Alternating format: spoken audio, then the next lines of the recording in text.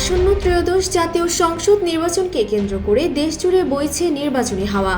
এরই ধারাবাহিকতায় ঢাকা ১১ আসনে গণসংযোগ চালাচ্ছেন জাতীয় নাগরিক পার্টির আহ্বায়ক নাহিদ ইসলাম। দীর্ঘ নির্বাচনী প্রচারণার অভিজ্ঞতা জানিয়ে তিনি বলেছেন, নির্বাচনের হার জিতের চেয়ে মানুষের নিঃস্বার্থ ভালোবাসাই তার কাছে সবচেয়ে বড় অর্জন। বৃহস্পতিবার রাতে নিজের ফেসবুক পেজে এক আবেগঘন পোস্টে নাহিদ ইসলাম প্রচারণার বিচিত্র অভিজ্ঞতার কথা তুলে ধরেন। তিনি জানান, প্রতিদিন রোদ ধুলো মাখা দীর্ঘ পথ চলা শেষে যখন বাসায় ফেরেন তখন পকেটে জমা থাকে মানুষের দেয়া ছোট ছোট উপহার, যেমন চকলেট, আতর কিংবা নিজ হাতে বানানো শাপলাকলি।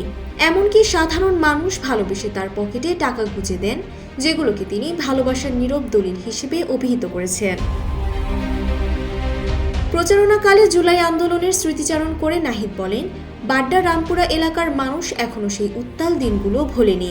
শিক্ষার্থীদের বীরত্ব গাথা ও সাধারণ মানুষের সহায়তার কথা এখনও মানুষের মুখে মুখে। অনেক মসজিদ মাদ্রাসার দেয়ালে এখনও রয়ে গেছে বুলেটের চিহ্ন। পথে চলতে গিয়ে দেখা হচ্ছে শহীদ পরিবারের সদস্য ও আহত যোদ্ধাদের সাথে। এলাকার নানা সংকটের চিত্র তুলে ধরে তিনি জানান, মানুষ চাকরি, চিকিৎসা, রাস্তা সংস্কার ও জলাবদ্ধতা মুক্তির দাবি জানাচ্ছে। রাজনীতিবিদদের প্রতি মানুষের চিরাচরিত অবিশ্বাসের মাঝেও নতুন দিনের স্বপ্ন দেখছেন ভোটাররা।